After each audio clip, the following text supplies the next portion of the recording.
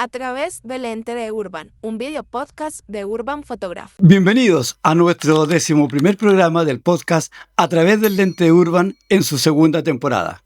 Hoy, en Historia de Fotografías Famosas, hablaremos sobre la famosa fotografía titulada La Niña Afgana. La fotografía fue tomada el año 1984 en el campo de refugiados Nasir Bagh en Pakistán, durante la guerra entre la Unión Soviética y Afganistán. Sharbat, que así se llamaba la niña, tenía unos 12 años y acababa de llegar al campo a través de un peligroso viaje por las montañas entre Afganistán y Pakistán, luego de que sus padres fallecieran en un bombardeo. El fotógrafo Steve McCurry no buscaba una pose forzada. De hecho, solo tuvo unos segundos para tomar la fotografía dentro de una escuela improvisada en el campo. Para ello usó su cámara Nikon FM2 con un lente de 105 mm y una profundidad de campo f2.5. Usó una película Kodachrome 64, famosa por su saturación y el realismo de sus colores. La luz natural que entraba a la tienda creó un contraste perfecto. Los ojos verdes de ella resaltaban intensamente en el fondo verde desenfocado y su chal rojo desgastado, creando una armonía de colores, completamente hipnotizando al espectador. La imagen fue publicada en la portada de National Geographic el año 1985 en junio y se convirtió rápidamente en un símbolo.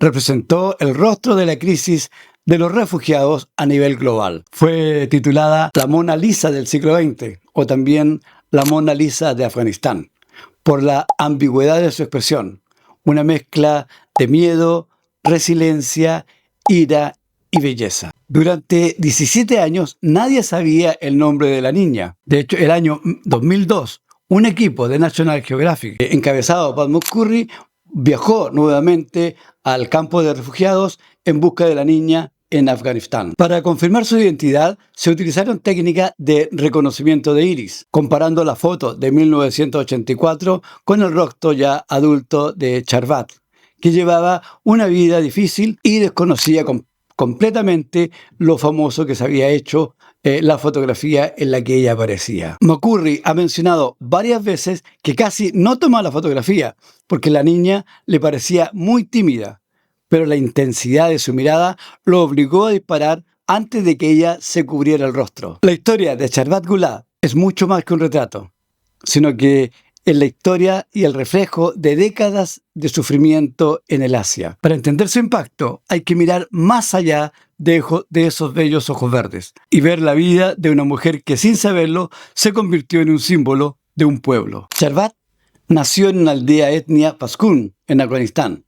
Su infancia fue marcada por la invasión soviética. Sus padres habían fallecido en un bombardeo aéreo soviético cuando ella tenía 6 años de edad. Junto a su abuela y sus 4 hermanos, cruzó la cordillera entre Pakistán y Afganistán, cubierta de nieve, donde tuvieron que esconderse en cuevas y tuvieron que mendigar comida para poder sobrevivir en el tiempo que hacían la travesía entre Afganistán y Pakistán. Y terminaron en el campo de refugiados, en donde McCurry la encontraría tiempo después en una escuela de una carpa. Mientras la fotografía decoraba paredes, museos y revistas de todo el mundo, Sharbat vivía una vida rural y austera, completamente ajena a su fama. Se casó con un panadero el año 1988, cuando ella tenía entre 13 y 16 años. Tuvo 3 hijas, y tuvo un hijo que falleció prematuramente. Y luego otra hija falleció de una enfermedad. Volvió a Afganistán en los años 90 junto a su esposo y sus hijas, viviendo en una aldea remota bajo las estrictas leyes tradicionales de Afganistán. Su vida dio un vuelco espectacular cuando National Geographic, el año 2002, la ubicó. Ella nunca había visto su retrato hasta ese momento. A raíz de ese encuentro, National Geographic creó una fundación, Afghan Girl Fund, que luego la expandió a Afghan Children Fund para ayudar a la educación en esa zona. El año 2016, viviendo en Pakistán, Sharbat fue arrestada por las autoridades pakistaníes por vivir con documentos de identidad falsos. En ese entonces Pakistán estaba presionando para que los refugiados afganos regresaran nuevamente a su país. Pasó 15 días en prisión y fue deportada. Al llegar a Kabul el año 2017, fue recibida como una heroína nacional por el entonces presidente Ghani, quien le entregó las llaves de su departamento y una pensión mensual. Con la llegada de los talibanes al poder el año 2021, Sharbat, así como otras mujeres que vivían bien, corría peligro, así que pidió asilo político y este se lo dio el gobierno de Italia. Cuando Steve McCurry la encontró, le preguntó a ella si alguna vez había tenido miedo. Y ella respondió que siempre había tenido miedo y que nunca se había sentido segura, hasta el momento en que se encontraron ellos. Si la historia de Sharbat Gula es interesante, la historia de este fotógrafo, Steve McCurry, también es impresionante. Para entender cómo llegó a este campo de refugiados el año 1984, hay que ver la evolución de este aventurero artista visual rodeado de polémicas. McCurry no empezó como una estrella, él empezó como un fotoperiodista de un periódico local en Pensilvania. Se graduó de cinematografía e historia el año 1974. Eso explica por qué sus fotos tienen una composición casi cinematográfica y un manejo del color tan dramático. El año 1978 dejó su trabajo, se compró un boleto de avión y se fue a la India, y donde dedicó gran parte de su tiempo a tomar fotografía en distintos conflictos. Justo antes de la invasión soviética, McCurry cruzó la frontera de Pakistán e ingresó a Afganistán disfrazado, con ropa típica de la época. Y también llevaba barba. Él era uno de los pocos fotógrafos que estaban dentro del conflicto. Para poder salir del país, escondió los rollos fotográficos dentro de sus ropas, cosiéndola entre el borde de sus vestimentas. Esas fotos fueron las primeras fotografías en mostrar la brutalidad de la guerra afgana y le valieron la medalla Robert Capa el año 1980. Para 1984, McCurry ya era un fotógrafo respetado en National Geographic. Estaba recorriendo campos de refugiados en la frontera cuando se encontró con una escuela que estaba en una tienda de campaña. Al entrar, vio a Sharbat. McCurry siempre ha dicho que ella tenía una mirada que lo detuvo en seco.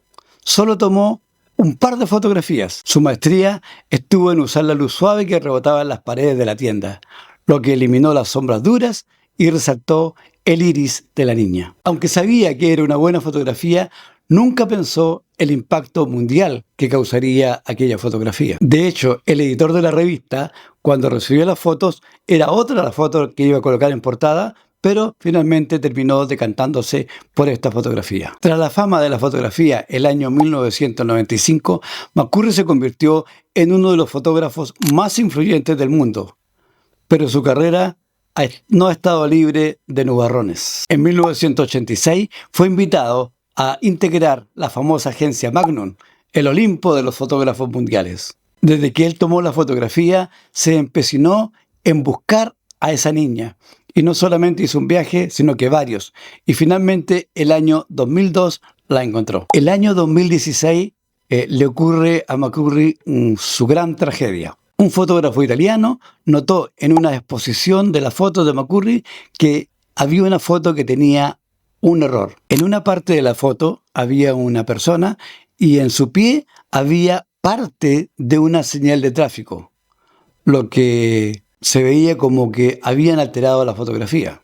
Esto desató una investigación donde McCurry borraba personas o elementos que hacían que la composición de la fotografía fuese distinta. Ante las miles de críticas que le llovieron, él dijo que ya no era un fotoperiodista, sino que era un contador de historia visual, lo que le daba la libertad creativa de alterar las imágenes. Hoy, en el año 2026, McCurry es visto como un maestro del color y el retrato humano. El mundo lo respeta como un artista estético, más que como un fotoreportero. Pero siempre su legado estará ligado a esta famosa fotografía de Sharbat Gula, a quien incluso él ayudó económicamente y cuya fama muta cambió la vida de ambos para siempre. Para ti que vives en Suecia, Estocolmo, Malmö, Gotemburgo o en otra ciudad del país, y también dentro de Europa, te presentamos nuestra empresa, Urban Photograph, fotografía y video de la más alta calidad. Contamos con nuestro propio estudio fotográfico y también atendemos tu evento en donde tú desees. Matrimonios, bautizos, cumpleaños, 15 años especialmente. Ubícanos y consúltanos en nuestras redes sociales, Facebook, Instagram, TikTok, en nuestro canal de YouTube y también en nuestro WhatsApp. Te esperamos. Consúltanos. El escándalo de la fotografía trucada fue un terremoto en el mundo de la fotografía, porque rompió la regla de oro del fotoperiodismo: no alterar la realidad de la imagen. Lo que empezó como un descuido de un asistente en una exposición en Italia terminó revelando una práctica sistemática de limpieza visual que practicaba McCurry. Bueno, como les decía, todo saltó al aire por un fotógrafo italiano, Paolo Biglioni, quien en una exposición se dio cuenta de una foto tomada en Cuba, tenía un trozo de una señal de tráfico amarilla que estaba pegado a la pantorrilla de un hombre que caminaba por la calle. O sea, estaba el hombre caminando y tenía pegada una señal de tráfico en su pierna, inconclusa, por supuesto. ¿Qué es lo que había pasado? Que uno de los asistentes de McCurry intentó borrar completamente la señal de tráfico, pero le quedó un pedacito en la fotografía, usando la herramienta tampón de clonar de Photoshop, pero que lo hizo muy mal. A raíz de este descubrimiento se empezaron a revisar fotografías antiguas de McMurray que tenía en los libros de su época de los años 80 y 90 con las que estaba haciendo ahora y que colocaba en su página web. Se descubrió, entre otras, por ejemplo, que en una foto tomada en Hanoi aparecía un niño y un hombre cruzando una calle. Y en la foto de ahora, la versión moderna, no estaba ni el niño, ni el hombre, para que la vista se centrara únicamente en el sujeto principal, que no era ni el niño ni el hombre. Se descubrió también que borraba cables de electricidad, que borraba señales, que borraba carretilla, que borraba objetos que ensuciaban la armonía estética de la composición de la fotografía. Incluso se descubrió que había fotografías en que movía elementos de la fotografía para dar una composición matemática a la fotografía para que respetara, por ejemplo, la regla de los tercios. Aquí te muestro un pequeño cuadro de las diferencias entre lo que es la fotografía como fotoperiodista y la fotografía de arte visual. Por ejemplo, una escena caótica con distracciones reales, sin borrar la imagen, y por otro lado, la escena limpia, casi pictórica, al quitar elementos de la foto. La foto del fotoperiodismo es fiel reflejo de lo que el ojo ve, mientras que la foto de arte visual es fiel a la perfección, a la estética del autor, de quien crea la foto después de tomarla. Esta fue la foto real, en este caso fue publicada en National Geographic, y las otras fotos las ha vendido y las muestra en exposiciones personales. Encarado a McCurry por este hecho, por haber sido descubierto que alteraba las fotos, él en su defensa dice lo siguiente, y voy a leer textual. Hoy defino mi trabajo como narración visual, porque las fotos se tomaron con un sentido estético y compositivo. Aunque he cubierto muchas zonas de guerra, ahora me considero un artista visual. Esas fueron las palabras de McMurray para defender lo que estaba haciendo ahora. Bueno, por muchos años McMurray fue considerado el rostro del fotoperiodismo. Al decir que ahora que era un artista, muchos sintieron que estaba intentando evadir la responsabilidad de haber alterado fotos que originalmente se presentaron como documentos de la realidad. Como consecuencia de ello, la famosa agencia Magnum retiró gran parte del trabajo de McMurray de sus publicaciones en las distintas páginas web y en las distintas plataformas que ellos tienen. Afortunadamente, la fotografía de la niña afgana que tomó McMurray el año 1984 fue tomada con una película Kodachrome en tiempos en donde no existía Photoshop. Así que no hubo ninguna alteración de esta foto, ya se comprobó eso. Por lo tanto, esa es la imagen que queda y es la imagen que perdura tanto de Charvat como de McMurray. Hasta aquí con esta historia de fotografías famosas.